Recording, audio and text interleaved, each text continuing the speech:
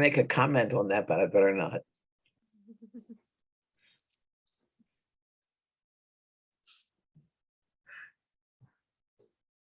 So we are recording, so I'm here 10 people. and I'm right side up.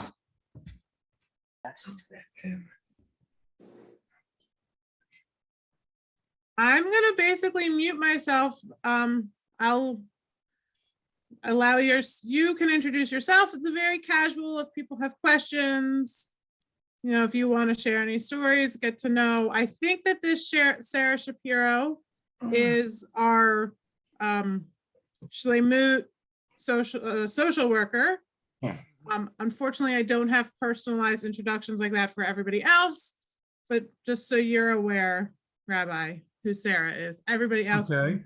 and unmute, talk amongst yourselves. Hello Rabbi, again, David. Yes. Rabbi Henry Foxman and my wife Rosin, we've been members of Beth Israel for many, many years.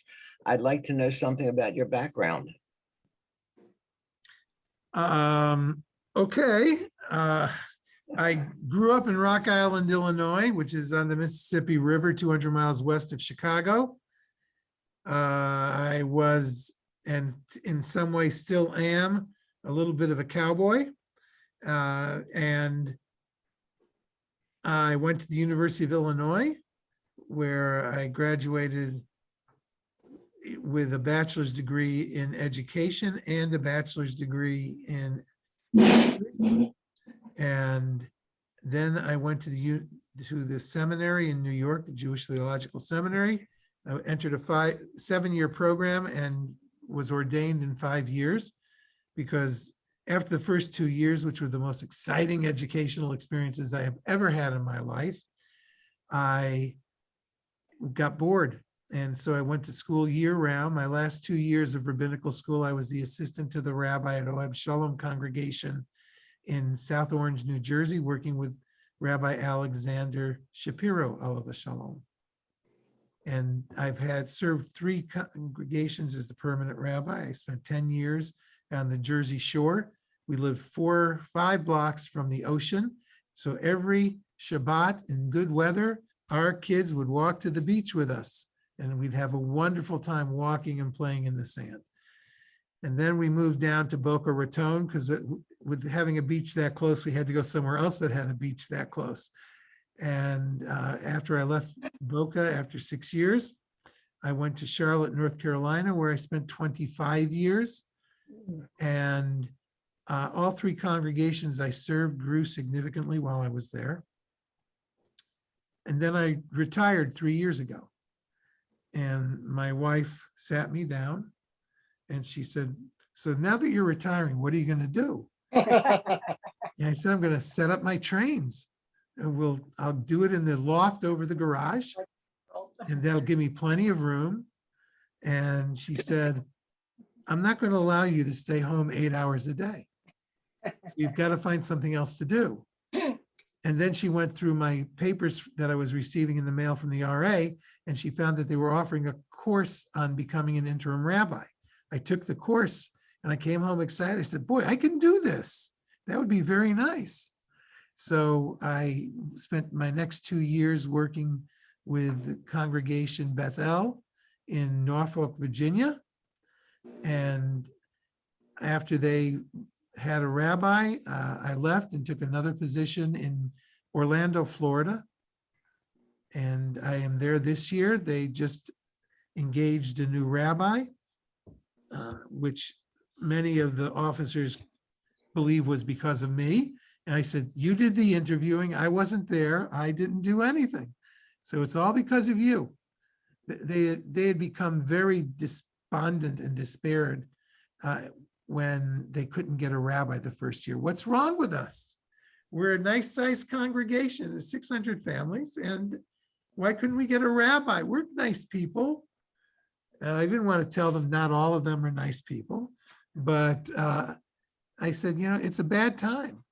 As you all know, we have approximately 30 congregations in search this year who will not be able to find rabbis within our movement. Some of the very small ones are finding rabbis from institutions of rabbinic ordination that not everyone appreciates. So, oops. You're good. Am I still, I'm still there? Yeah, you're okay. So what do you learn differently in the interim rabbi course that you didn't learn from the other rabbinical courses? Lots of things, but give me a second, please. I've lost you. Oh.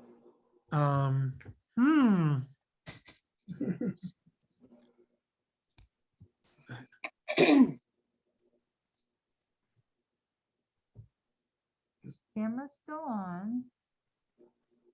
Go to this one.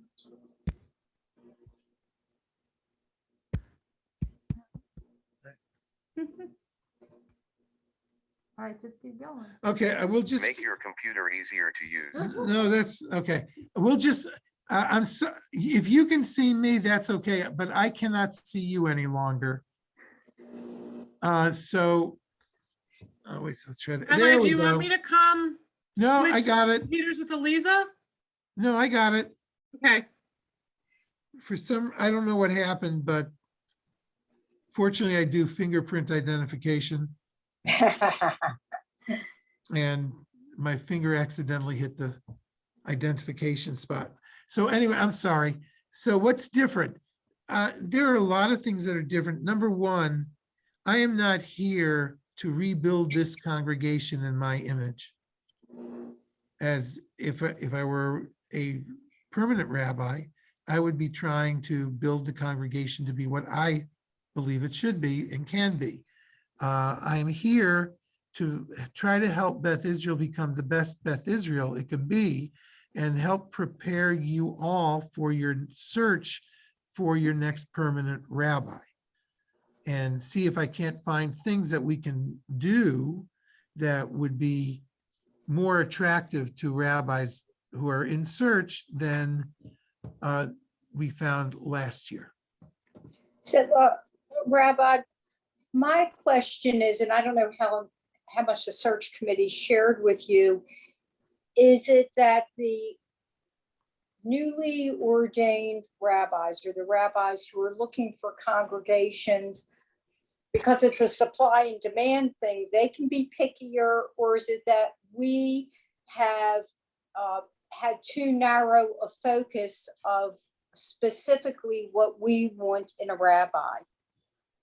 Well, one of the things I will have to do, and I try to get this done before I go into a place as an interim, is to meet with the executive committee and members of the search committee to find out how they made their decisions about who they were going to interview from the applications they received.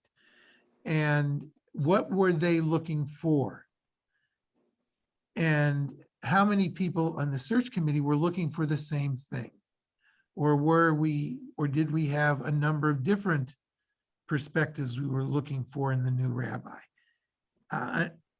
Until we know for sure that we're all going in the same direction and that we all have an idea of what we're looking for in the next rabbi, it's hard to go into search. So that's the first thing I do.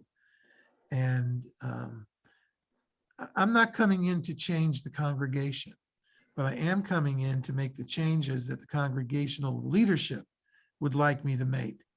Because one of the good things about being an interim rabbi, if I come in and make the changes that congregation wants made, and there are people who get angry at me and want me fired, You're gone. they can't fire me. I only have a 1-year contract, you know? It's, which makes me a great target for people's anger. Ooh. No, I'm serious. People can get angry at me and it won't hurt the congregation. And just, there are things that are going on or went on in Norfolk that I made sure I was the one who was taking care of it, so that if things blew up in my face, the cantor wouldn't have a problem with it, and the president of the congregation wouldn't have a problem with it. And me, I'm a big boy. When I leave, I don't have to worry about who hates me in Norfolk. It's that is a benefit of being an interim rabbi. I can have the targets put on my back instead of someone else's. So I do that. And as I said, I'm not coming in to make this a Murray Ezring congregation. I'm coming in to make this a Beth Israel congregation to the best of the image that your leadership can express to me as to what you want to be looking like in a year. Rabbi, can I just say one thing? I don't know who's talking, but yes, you can. It's Henry again. From your Oh, first, okay. Hi, Henry. from your first two congregations, it seems like you didn't have a problem with flowing water for Tashlich because you went to the beach. Well, in in Norfolk, sometimes we didn't have to go to the beach. We just had to open the door. Because the whole part of the city where we lived and where the synagogues are floods Oh, with regularity. It's just below sea level. And we have a public port on one side, the naval port on two sides, and the Atlantic Ocean on the other side. So it's an interesting community. But yes, we had no trouble finding a place to do Tashlich.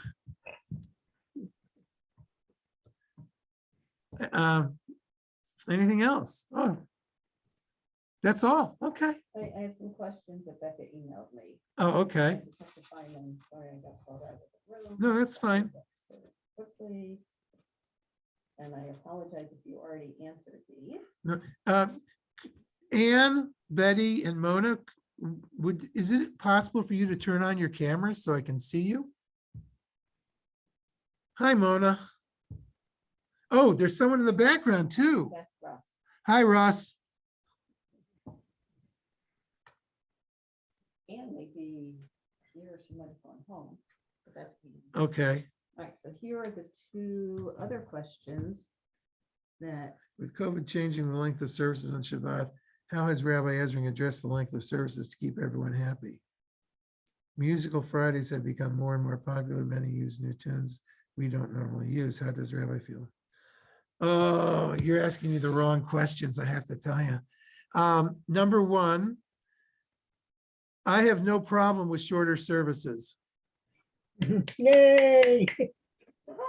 Okay. So there were a couple of applauds and not too many down looking faces. I'm in Jew- the minority there. Jewish services were never meant to take 3 to 5 hours on a Shabbat. I don't think they were ever really meant to take 5 or 6 or 7 hours on Rosh Hashanah or all day on Yom Kippur. Our ancestors during the temple period wouldn't have gone. You know, on Yom Kippur in the ancient world, when the temple was standing, people would come, they'd offer their sacrifices, they'd stand around and listen to the Levitical choir sing beautifully and have the Levitical orchestra playing with them to support them. It was gorgeous music. People came from all over the world to hear it. And then they go home, take a bath or a shower or whatever they did in those days, maybe rub sand on themselves or something, and then dress in white. And young unmarried men and women would go to the city fountains and they would dance until they paired off. And then hopefully those pairs would get married. It was a happy day. There's no happier day than Tu B'Av and Yom Kippur in the ancient world. So I think in many ways, we have to take a serious look at our services and make sure that they're providing us with the cultural and the spiritual uplift that they're supposed to. And so whether you make them longer or shorter depends on what people get out of them. And do we really have to repeat an Amida? Why? The only reason we repeat an Amida is because people weren't able to say it themselves and they didn't have prayer books. And if we have prayer books and we can say it ourselves, why does it have to be repeated? Why do we have to repeat the same prayers over and over again? Like this morning at Minyan, I did point out to everyone that Kadosh, Kadosh, Kadosh Adonai Tzvaot We say 3 times in the morning service in the minyan. Baruch Shem Kavod Malchuto Le'olam Va'ed. We repeat that. We repeat Baruch Kavod Mimkomo 3 times. Adonai Yimloch Le'olam Va'ed 3 times. Why? Do we really have to? And remember that our services do not date back directly to the temple. They're rabbinic creations from the times of diaspora and after the destruction of the temple. So were the prayers that were being done in the ancient world and were very spiritually uplifting and fulfilling to everyone else. And, that was entertainment for our ancestors. I think it's rather than the length of services, we need to be looking at what are we doing in our services and how do they affect the people who are either there in the sanctuary or joining us on Zoom. We sometimes get caught up in the tangentials and never get to the heart of the question. Are our services spiritually uplifting? And if they can be spiritually uplifting in an hour and a half on a Shabbat morning, what's wrong with that? If they need to be 3 hours long to be spiritually uplifting, what's wrong with that? If they have to be 4 hours to be spiritually uplifting, okay. But what makes them spiritually uplifting? I believe in music. I think music is the single most important part of our services that lift our spirits, that warm our hearts, that make our minds fly free. I don't know if that answers the question, but I am not opposed to shorter services. I often am opposed to longer services. Sorry, Eliza. It's the parts of the service that we're skipping that's my concern. Oh, then we have to decide what's more important, the ones we're skipping or the ones we're doing. That's all it is. I mean, and that's what I was trying to say. I understand. We have to look, I'm looking at faces on the screen. I don't see, I'm not seeing a lot of reaction. So I'm just trying to repeat myself so people can think it through again. So, so Mona, you turned on your camera when I asked you to. Thank you very much. What do you think? Should we shorten our services or lengthen our services? I'm in the Eliza camp. I think things have gotten really a little bit watered down over the years, trying to reach people that aren't showing up anyway. And, there's a core group of us who come every Shabbos or almost every Shabbos, and we're there to pray. And I've been to some of the Friday night services that are shortened, really shortened and with music. And it's fine for people who maybe don't come to services often, or they don't want to be in services, but that's not how I grew up. And that's not what I feel in my heart. When I go on Shabbos, I want to be able to pray, and I don't want to think, it's only an hour and a half. Well, good. I mean, we do like 2.5 hours, maybe a little less now with COVID. And, I find that comfortable. So unless I completely and totally misunderstand you, I think the answer to your position is we need to have multiple services every Shabbat. And instead of trying to gather one large congregation, maybe we need to have 2 or 3 or 4 smaller congregations davening in different ways. Yeah, Maybe. I would be open to that. And I think we were gonna, they cut Pazika de Zumra a number of years ago, a lot of years ago. And there's a lot of people, my husband, one of them, that they really like that.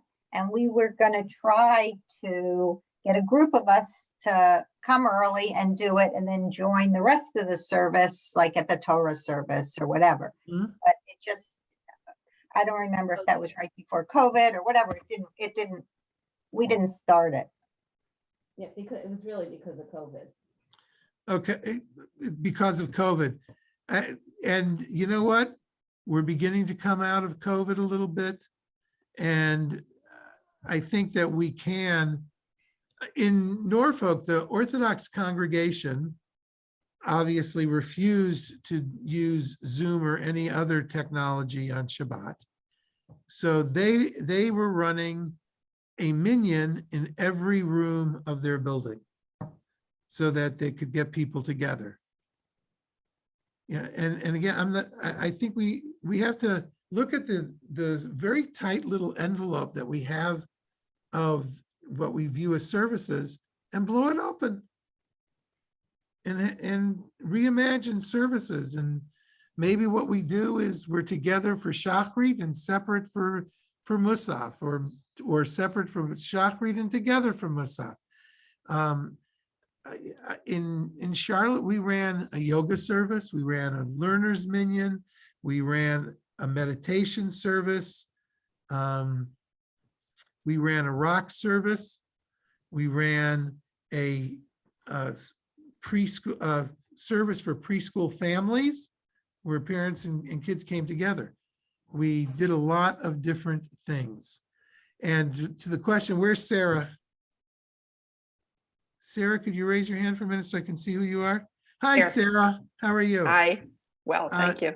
I've discovered there's really only one way to get to know people, and that's to talk to them. So I usually get to services a little bit before services, and I talk to whoever's there, and I will walk around talking to people at different points in the service, and I stick around afterwards. I'm usually, even during the pandemic, one of the last people out of the building on Shabbat and holidays. So that people want to talk to me, I can. Anyone who calls me gets a call back I try to do it within 24 hours because I can't always do it the same day. I will meet people for coffee, someplace close to their home. I will come visit you in your home. I can go anywhere the people are. And I do my best to communicating with everyone.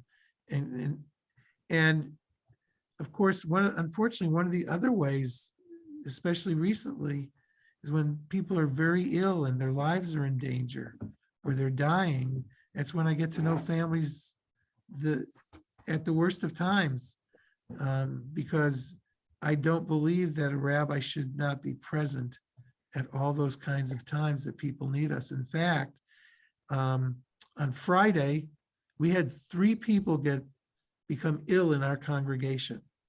And before I left, I called each of them in the hospitals, ended up speaking with their wives. And I told them, I'm going to be gone. I'm coming back Wednesday night. But whether you're in the hospital or you're at home, I will come see you on Thursday. So, I mean, I try to meet people where they are, and I'm a pastor. Okay. That's what I consider my strength and my passion. So there's a much declining amount of young people and children involved. How can this problem be addressed carefully? We have to first try to understand why young people aren't coming.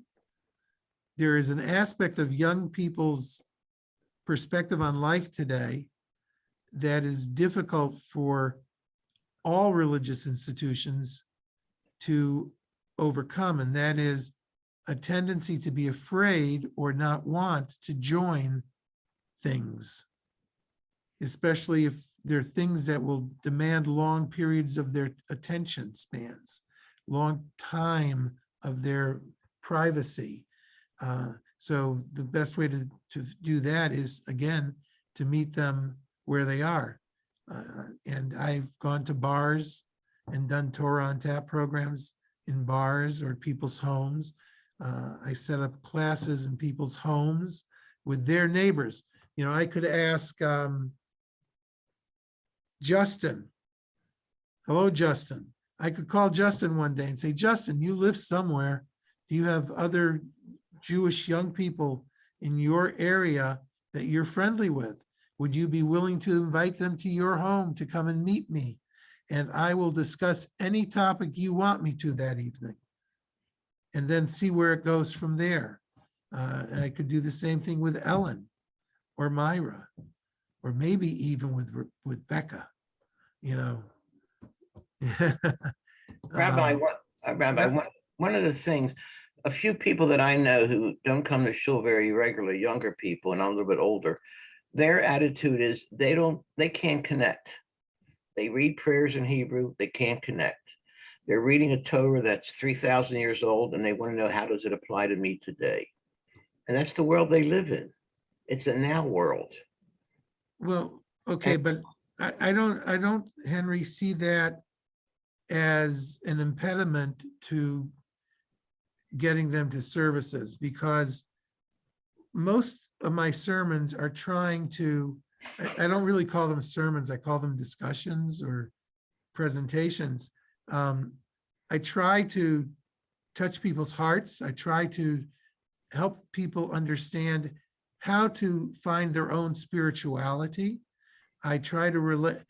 Listen, last weekend, last Shabbat, I stood on the bima in a Republican-leaning hard right congregation and said, we have no choice but to support the president and the direction this country is going in trying to stop the Soviet, and I made that mistake on Saturday too and corrected myself quickly, the Russian advance into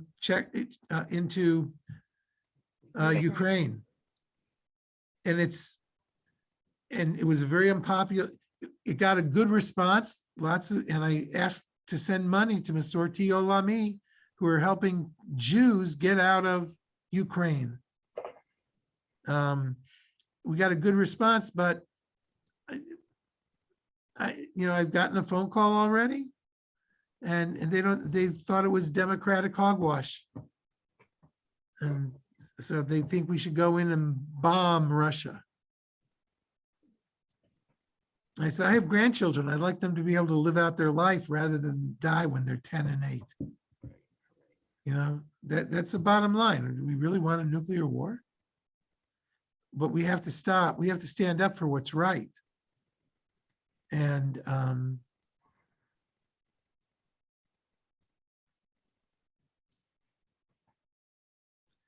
yeah, David, you're right. It's discussed in Fast Forward. It's discussed in all of the relational Judaism books, and it's talked about in, I think it's called Warm and Welcoming, which is a new book that just came out recently on how to bring younger people and disenchanted older people and empty nesters back into the synagogue. Because it's not just young people.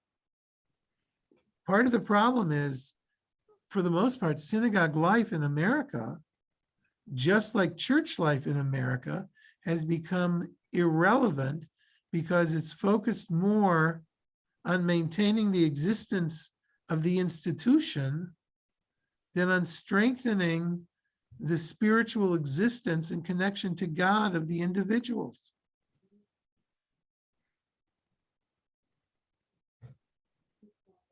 Did you see the question I put in the chat? Which one? Musical Fridays? Yeah. Yeah, it's just that David was actually saying something connected to the previous That's one. fine. That's Yeah. fine. I just wanted to make sure you saw it. So, Because that was from this morning. oh, that was from this morning. Okay. Yeah. Well, folks, I'm going to tell you something about my background.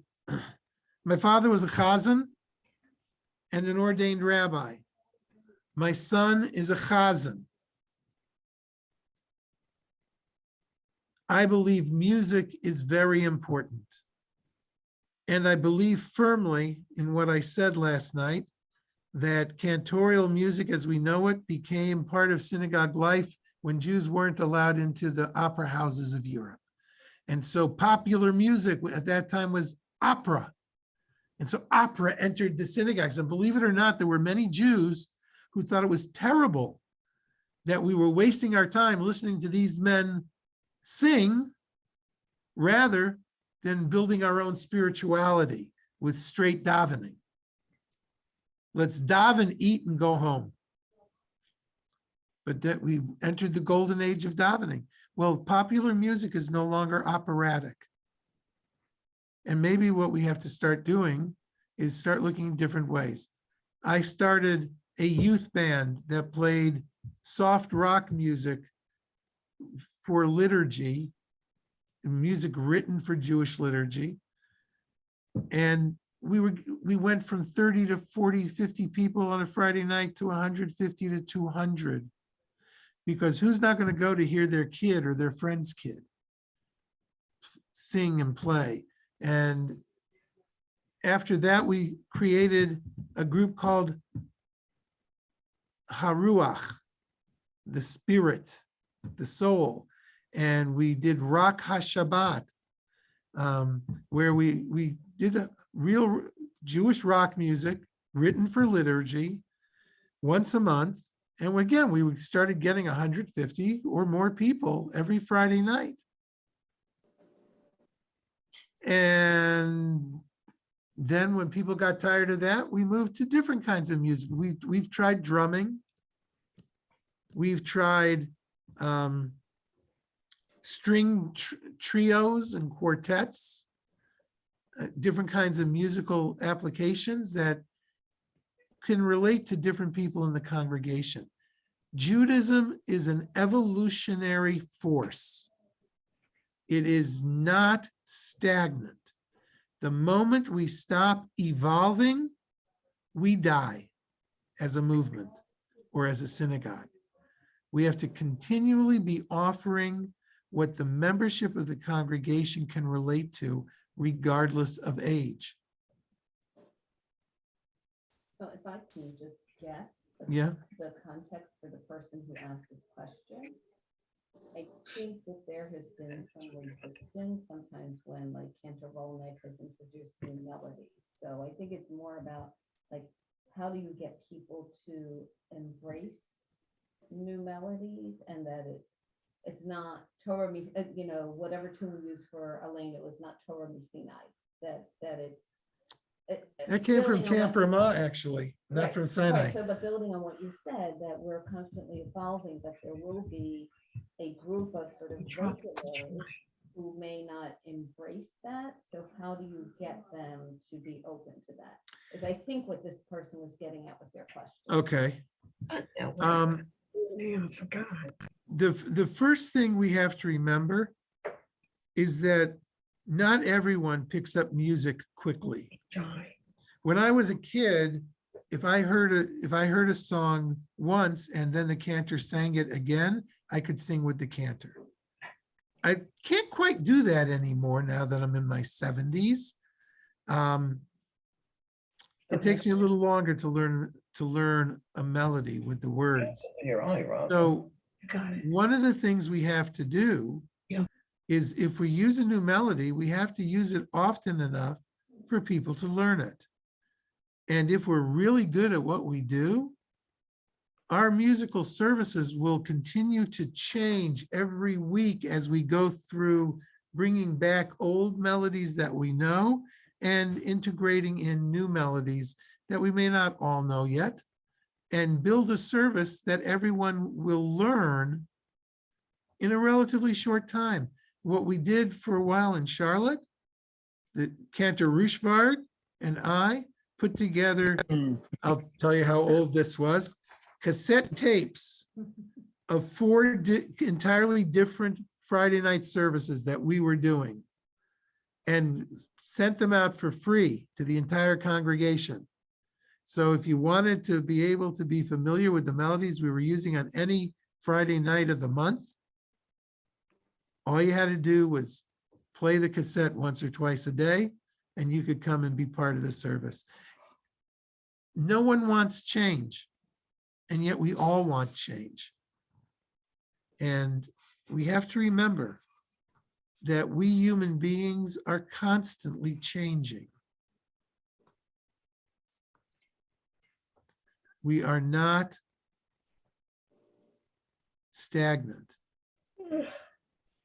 Rabbi, before COVID, we used to have certain Saturdays where we did different things, and we had a fairly nice turnout. Next Saturday, it's back to what it was. In other words, if it was something different, people came to shul, but if it was regular, they didn't come to shul. You know, Rabbi and Henry, I was going to make kind of a ask a COVID question also. When we were away when COVID started, and we would go to a congregation where we are on Friday nights. It was a very short service. It was really quite lovely, but they had a very small turnout, and then COVID hit, and they started doing it on Zoom. Hundreds, I mean, people were coming out of the woodwork. Who knew there were so many people living in this area? That, you know, it was one of those types of things. And, you know, why is that, and how do you continue that? Because obviously at that point, people wanted that spirituality, they wanted that connection. And how do you keep that?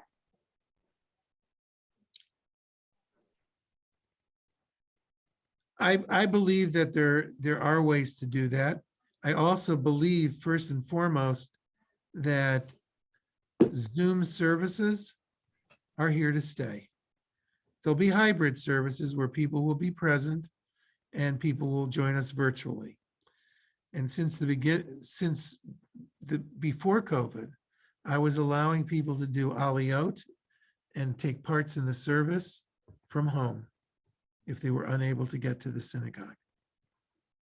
And I think that's going to become more and more a part of our lifestyle. When I was in Norfolk I was there when the pandemic struck. We had just put in a live streaming service in December or November. And I was having our IT people build a Zoom network for us as well. And when the pandemic hit, in 3 hours, we prepared the synagogue to move to Zoom.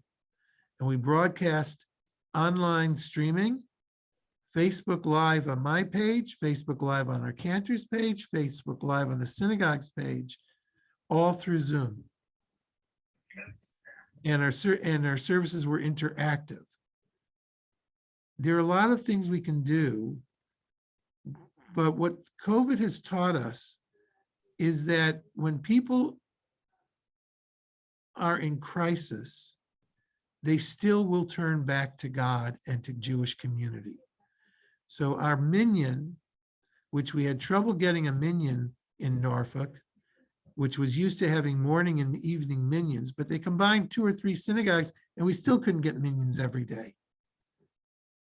Our minyan with just our synagogue membership, because we were doing Kaddish and counting minyan on Zoom, the other synagogues wouldn't join with us. They thought that was sacrilege until the Rabbinical Assembly Committee on Jewish Law and Standards sent out their decisions allowing such things. We ended up getting 35 to 50 people on a morning minyan at 7:15 in the morning during the week, at 9 o'clock on Sunday mornings, when we were having trouble. And we did it because we created a community online. We talked to each other. In the evening minyans, we didn't get as many people, but we never had trouble getting a minyan again.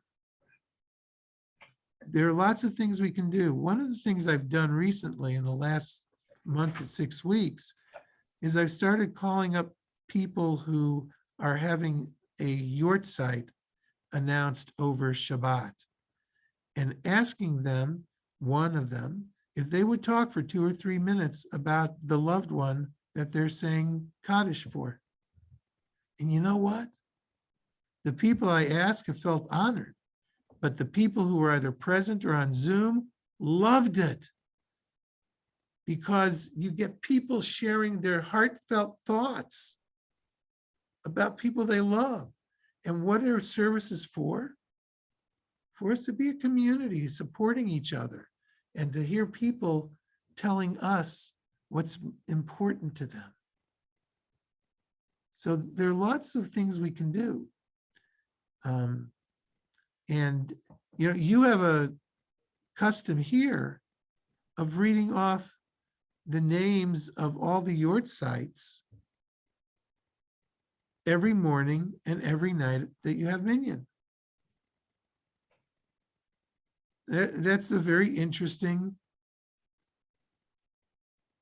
concept.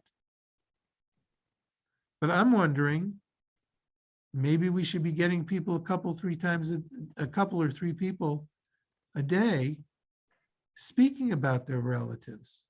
Maybe that'll bring a little bit more warmth into the service. How warm and welcoming are our services? That's the question we have to ask.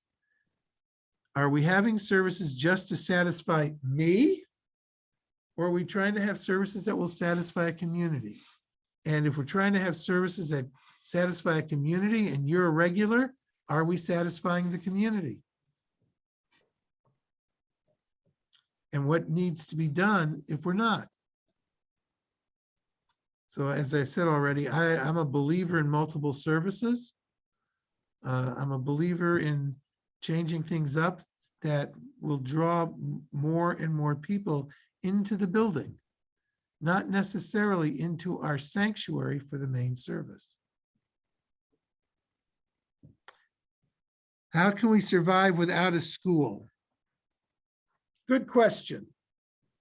There are lots of synagogues that don't have schools. What kind of a synagogue do you want to be? Do you want to be an intergenerational synagogue? Or do you want to be a synagogue of adults?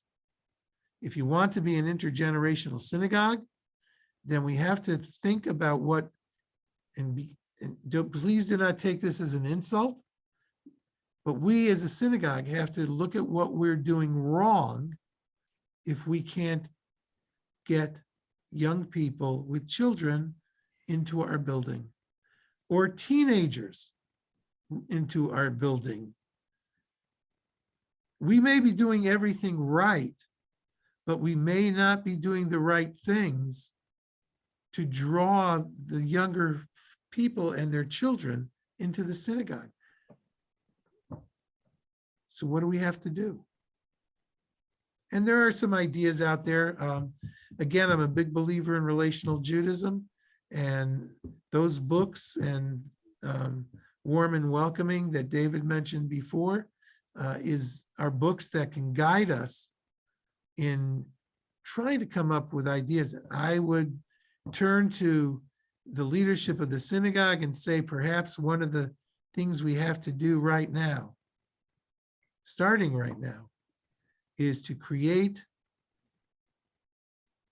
a task force to try to understand what is available to us to do to bring people together and to bring people in and to get people with children coming back to Beth Israel.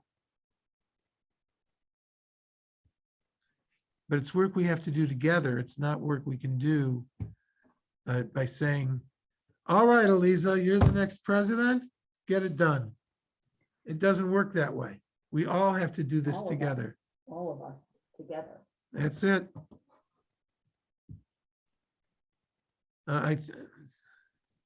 Rabbi, I'll tell you one Yes. thing. I was I, wondering, I worked in the office for many years at the shul and as a volunteer. And a lot of people leave the shul because of the cost involved. They feel it's too expensive when they have other things. I'm not going to say it's justified or not, but when you have 2 children in Hebrew school and you're paying dues, that's a lot of money. And today people are looking for, I want to say save money, but they're looking to spend their money what they feel is a priority, And when you're laying out thousands of dollars every year for your child's education, your shul membership, they sit back and say, you know what? I go to shul twice a year. I go to shul Rosh Hashanah and Yom Kippur. I can go to Chabad cheaper. I can go here. Rabbi starts his service here. It costs me $100 a ticket. Why do I have to spend X number of $2,000? So they're looking at it from a money point of view, and the fact that they don't come to shul except for twice a year, to them, it's not that much of a priority. So people leave the shul after so many years. And I've seen that. I mean, I've seen that people say to me, I'm leaving because I don't want to spend the money anymore. I've been a member for X number of years. I'm tired, stuff like that. And that's what we have to fight. That's what we have to work with. You are correct. So we have to make sure that we look at the program of the synagogue and make sure that when someone is a member here, they're finding value added to their life Right. in exchange for what we're paying. But don't make the mistake of thinking the Chabad is cheap. They just don't usually charge membership dues, but they are hitting you up every day for money. But I And just mentioned them because they're next door to us. Oh, okay. But there, money isn't the real issue that people leave for the most part. Yes, it is. Okay. The real reason I think that people leave is that they don't feel fulfilled. Ellen, you had a question. Yes. How do you propose to get the Hebrew school parents and children on board to come to services, to participate in services? I think that if you have the kids participating in services, you're going to get those people coming to services, irregardless of whether it's a musical program or participation in prayers or leading the service, whatever it is. Years ago, Beth Israel used to have a junior congregation service, and that's where my kids went. And this, I'm talking about a long time ago. My kids are 39 and 42. And I went every Saturday faithfully to those services. So sometimes it might not even be the money, but it might be the parents, making a commitment to take their kids to shul once a month or every other week or whatever, brings them to come to shul. Do you know what I'm talking about? I understand exactly what you're asking about, and it's definitely related to the question that we dealt with a couple of minutes ago, but I'm not in a position that I can give you an answer to that today. I have to sit down and talk with Rabbi Platt, right? With Rabbi Platt, and see what ideas she has. There is but again, we're making a mistake when we don't look at the synagogue as a whole.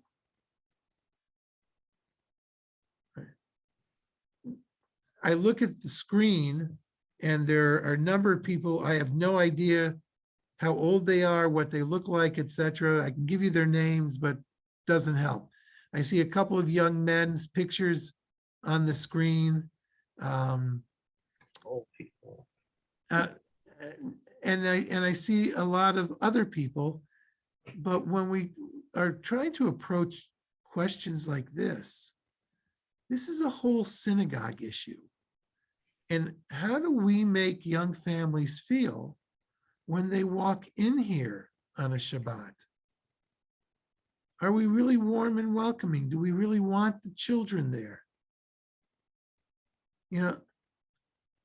I've been in a synagogue where, I'll give you this example. There's a synagogue in Florida that my wife, Barbara, and I used to go to whenever we would visit our kids. It's a small synagogue, and we would go there. And coldest synagogue you could imagine. No one walked up to strangers. Then one day we're coming to visit, and all of a sudden, a little old lady, okay? I have no idea how old she was, but she gave us the feeling she was ancient, because she comes over to us and says, "Hi, welcome to our synagogue. I don't think I know you. You must be strangers. Can I help you?" And we said, "Well, we'd like to come in and join you for services." And she says, "Oh, good. I know where 2 seats are." And she walks us over to the seats. And then before we sit down, she looks at her watch and she says, "Oh, it's 10 o'clock. My shift is over. Shabbat shalom," and walks away. Okay, what's she telling us? Now, at that time, they would have considered us young. Okay. By the way, we later found out that the woman was one of the elders of the congregation, but she was doing her job. It's just she couldn't do it for more than her half-hour shift. Even the couple of more minutes it would have taken to get us seated. We have to look at how we are treating people from the moment they come onto our property. Now, in the cold weather, I wouldn't suggest this, but definitely in this warm weather, we should have someone out in the parking lot welcoming people when they get out of their cars and start walking to the building, and take them and guide them to a greeter inside the lobby. And that greeter should take them to an usher at the door of the sanctuary, making sure they have a name tag or something to show that they're new. And this usher should ask them, where is there a part of the sanctuary you'd like to sit in? Do you want to sit close, in the back, in the middle? Would you like us to find someone for you to sit with in case you have trouble following the service? That way you have someone who can explain the service to you as we go through it. Do we do that? No. I have yet to be in a conservative synagogue that does. We have name tags. We've got the name tags now, and we're working on it. Step at a time. Yeah, right. And I'm not saying that we're bad because we don't do that. I'm talking about things, simple things that we could be doing that might be helpful. And if we're having a special service to attract young people, maybe we have to talk to the parents in our school and ask them if they have friends that aren't affiliated, and see if they would like to come to this service where their children are being honored, and get the new children involved also. And if we're giving gifts to our kids who are in our religious school, be prepared to have some extra gifts to give to the families that are coming. Everyone likes to go back to some place they're given something free. I'll tell you, I would never have tried Jeremiah's ice cream in Florida if the synagogue hadn't given us a gift certificate when we came in for an interview. Jeremiah's does anyone know about Jeremiah's? Their gelati are a mixture of ice cream and ices layered in different flavors. And it's delicious. I would never have eaten it if they hadn't told me how good it was. And we tried it. But you know what? If they gave Jeremiah's gift cards to people other than just the rabbi who was interviewing, maybe they'd have more luck. So this year for Hanukkah, we had a menorah building contest. And the third prize was a $15 Jeremiah gift card for anyone who entered, young and old. And then we gave them out to anyone who came to services the last day of Hanukkah until they were all gone. People loved it. The next week, kids came back again. Only problem was, he said, do you have another gift card? I came to services. Well, I said, I'm sorry, we ran out of gift card. I learned a lesson. You know, if you're going to give out gift cards for ice cream, you have to make sure the next week you have something else. But if you can make the kids want to come, their parents will bring them, usually. If we can make the parents feel comfortable and wanted, they'll want to come. If we can make our own members feel good about coming, whether it's in person or on Zoom, that will make the congregation closer.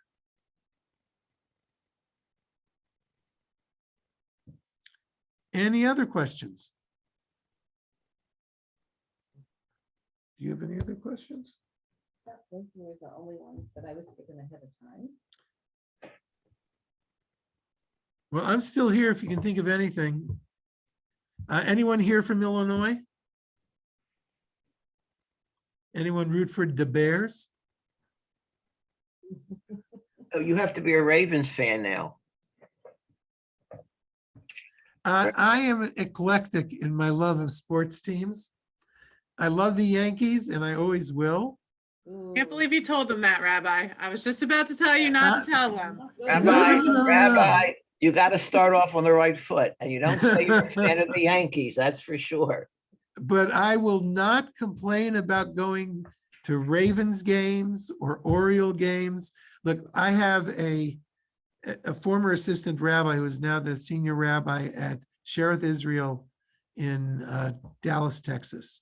And he and I, after he left and he was working here in Olney, we had an annual bet. If the Yankees did better than the Orioles when the season ended, he would come down to Charlotte and take me out to dinner. If the Orioles did better than the Yankees, I would come here and take him out to dinner. If neither team did well, we'd meet in New York and go out to a real dinner. But yeah, that's how seriously I take sports. But I am a Bears fan. I always have been. I was also a Panthers fan because I love giving the invocations at Panthers games. Well, you know what it's like? Even early before the game starts, when they have us give the invocation, there are 25, 30,000 people there to hear me. And it's, wow, uh-oh, I'm in trouble now. And here I am, a rabbi. And I had these rednecks afterwards cheering for me because I never took these prayers seriously. They were always funny.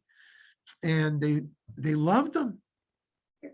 People who probably would never say hello to me on the street if I was wearing my kippah. But knowing I was a rabbi and they enjoyed the prayer, it helped. So you never know where you can do things. If you ever go to a game, make sure you include a minyan. Either before, after, or during the game. Because I happen to know that at least in the baseball stadium, this is one of the cities that has kosher food available. And Camden Yards used to at least have a minyan room, if they don't anymore. Did you know that? Yeah. Okay. I don't live here and I knew that. There are lots of things we can do. But the important thing is to be warm and welcoming to everyone, be accepting of everyone. If you disagree with someone, disagree and part friends. One of my best friends in the world is a right-wing Republican. I am a very, very, very liberal Torah-oriented Jew. So I tend to be on the left center or further left of the Democratic Party. We have two rules. Number one, we never speak politics to each other. Number two, if we do, we make sure to give each other a hug and a kiss on the cheek before we leave. So we remember that our friendship is more important than the politics we were arguing about. There's a new message. It's just my message to Betty. Oh, okay. So, and we always have to do that. We can have disagreements. There can be things we like or dislike about the synagogue, and we can still walk away friends. And the goal is that every member of Beth Israel wants to have a part in making this the best Beth Israel it can be, and a place where people are happy to come to, where people learn together, pray together, and play together. And as we say in Hebrew, Amen, Selah. Unfortunately, it's looking at three I'm worlds. gonna just come over on your screen real fast. So I'm around the corner in the room, but I want to encourage everyone to sign on again for Minyan at 5:40. Rabbi Ezring will be leading davening and sharing a Devar Torah with us. Or you can come up to Shul for Minyan as well. We'll be doing it in person and on Zoom. And thank you, Rabbi Ezring, for sharing your thoughts and answering all these great questions. And thank you to everyone for participating. My pleasure. And folks, one thing, if we spend time together in the future, know that I am always here to listen to you. Whether it's because you want to tell me something great about the synagogue or something that happened in your family, or whether you're having a problem you need to talk to, or if you want someone to complain to. I believe in active listening. So you'll know that you can always call or appear. Have a good evening. Thank you. Thank you. Rabbi. Thank you. Bye-bye. Hi, Sarah. Hi. Henry, are we gonna see you soon in person? Are you talking to me or Sarah?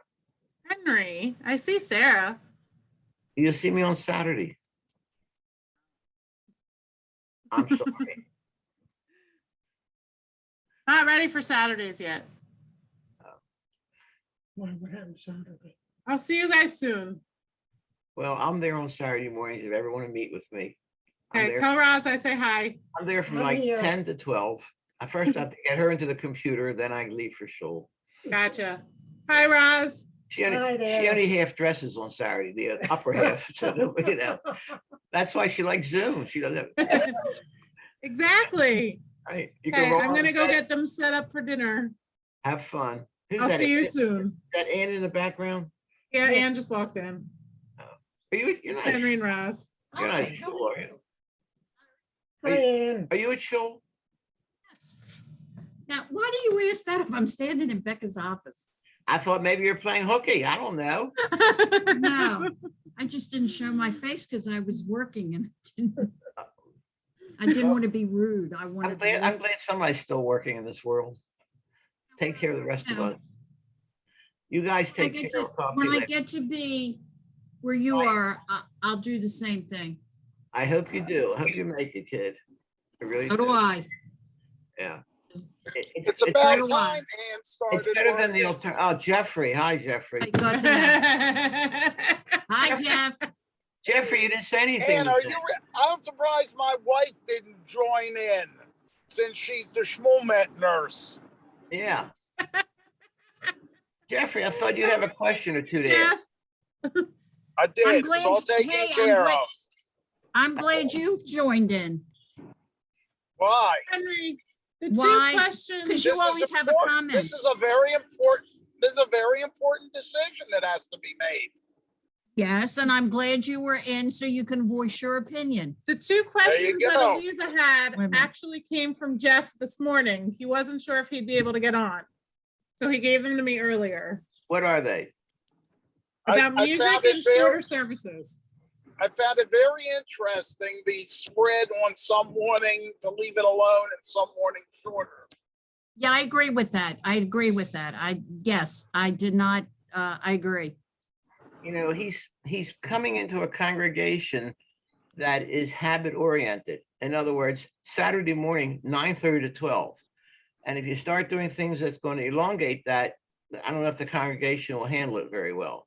Or will they don't- like it better if it was shorter? Yeah, I To think get more so. people, who knows? I'll tell you, 11:55, people look at their watches. And No. the other thing nobody asked them is what can we do to improve the kiddishes? Well, that takes money. Isn't the way everybody comes so they get a good kiddish? Well, If I somebody think, sponsors it, and that's true all around, because otherwise you get challenged at some of the other schools if there's no Hey, sponsor. we make good chillin' here. Hey, wait a minute. What's wrong with Cholin? Hold on a minute now. I don't like challenge, so it wouldn't entice me. Oh. So we also go to the competition over the hill, and she does one hell of a kiddish. Now, who's over the hill? Because I know you patronize several. Chabad. Chabad. Chabad. Okay, yeah, I'm not a, Jeff, I make why, a wait a good minute, chillin'. why do you go to Chabad? Why not? We've been going to Chabad for probably 6-8 years, maybe longer. Maybe if you came here and brought your buddies with you, we wouldn't have. the No, it ain't issue. there ain't no buddies. It's me and Sherry. Yeah, I'm not a Cholin person, sorry. And Chabad, truthfully, we became more involved with because their kids programming is just unbelievable for holidays. And when my granddaughter lived here, she was getting probably more out of it than anybody. Well, there, but your So- granddaughter's back in Massachusetts. I know, we go to a shul up there now that we like instead. but we Okay, don't live in Massachusetts. Listen, let me right. So tell- you need to So, come to you Beth know, Israel. But when I'm You in, need to but come I'm, to Beth Israel. yeah, but let me tell you something. I'll tell you what. Let me tell you something. When Rabbi You Blatt, guys on a Saturday when Rabbi Blatt was here, she had a Saturday morning program for the kids. Not one kid showed up. I blame that on the parents. And if you have people like that, you really got a problem working with families. I agree. Where'd you go, Jeff? What do you mean? I'm here. Oh, okay, because you I'm didn't comment. driving. That's I'm listening, not talking. Jeffrey, are you going to be at breakfast tomorrow morning? You told me you weren't coming. I Becca could decided- come I've tomorrow heard- morning. I've She heard the said that rabbi. she never sees us. You know that. I've heard the rabbi twice. I've made my opinion. I don't have to hear him a third time. So you're coming good. Ann could come visit us for breakfast. We used to see her at Goldberg's. Yeah, but you're not going to Goldberg's anymore. I No, heard. we've abandoned Goldberg's. They become too much like Schnorr's. Yeah, that's what I've heard. I agree. That's what I've heard. Oh Did you? my God. Now, like if you want a second cup of coffee, they charge you for a full price of coffee, and Oh, you're kidding. everybody just hit the point where they're Yeah, that's what they're I've heard. They're nickel and diming you to death. And I Right, also and- heard, yeah, I heard they're off a little bit. See, And they make- Lenny's is satisfied everybody's needs. It works well. And Wednesdays we get 10, 12 people there. Right. Where are you going? Lenny's. We always go to Lenny's. Oh, okay. I didn't know where you went. Yeah, no, I only went to Goldberg's because of the bagels. The We thing get that 6 or 8 during Monday and Friday. Right, only- but I've even heard their bagels aren't as good as they used to be. Yeah, Yeah, I want to tell you, they're wait a minute, okay. listen to me. And the only thing that's saving Goldberg's is that the Orthodox have nowhere else to go in the morning. Yeah, but they're not the ones that always patronize them either. There was more non-observant Guess patronizing what? than. There's nobody there in observant. the morning anymore. And all the regulars, like you said, that could care less about kashrus, Go to don't Lenny's. go there anymore. They just got Right, tired of getting right. nickeled and dimed. Plus, a lot have started going to Towson Hot Bagel by Lowe's now. Well, you know what you gotta do, Jeff? You gotta talk to my son-in-law and you gotta talk to Barry For what? about Goldberg's. Which Barry? Barry and I Leslie? were there the other day reading the guy. Oh, the he riot still act. goes? Huh? Oh yeah, Barry, but only once or twice. Right, did he give him the riot act? But I was there too. I was getting ready to leave. I still visit people there. I just don't eat. We Right. really told the guy like this is how it is.